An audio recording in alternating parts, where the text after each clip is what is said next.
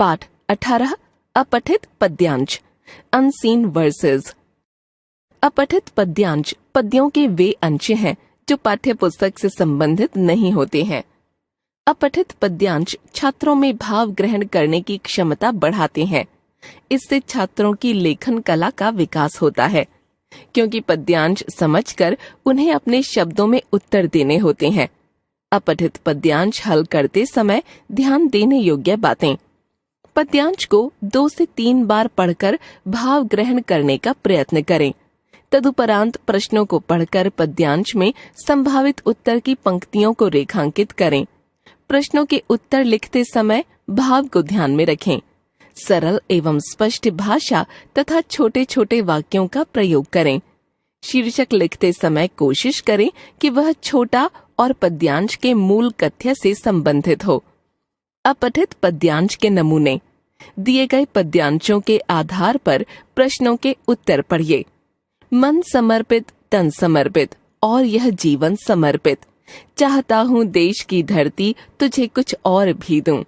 माँ तुम्हारा ऋण बहुत है, मैं अकिंचन, किंतु इतना कर रहा हूँ फिर भी निवेदन। थाल में लाऊं सजा कर भाल जब भी, कर दया स्वीकार लेना वह समर्पण।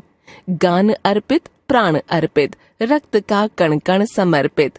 चाहता हूँ देश की धरती, तुझे कुछ और भी दूं। मांझ दो तलवार को लाओ न देरी, बांध दो कसकर कमर पर ढाल मेरी। भाल पर मल दो चरण की धूल थोड़ी, शीश पर आशीष की छाया घनेरी। स्वप्न अर्पित, प्रश्न अर्पित, आयु का क्षण क्षण समर्पित। चाहता हूँ देश की धरती, तुझे कुछ और भी दूं। प्रश्न 1, कवि ने देश की धरती पर क्या क्या समर्पित किया है? उत्तर, कवि ने देश की धरती पर अपना तन, मन तथा पूरा जीवन ही समर्पित कर दिया है।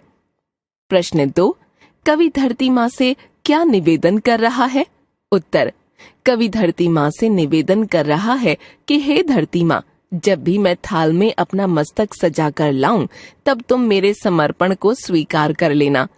प्रश्न 3, थाल में भाल सजाने से कवि का क्या तात्पर्य है? उत्तर, कवि धरती माँ के लिए अपना सिर कटवाने में भी संकोच नहीं करता।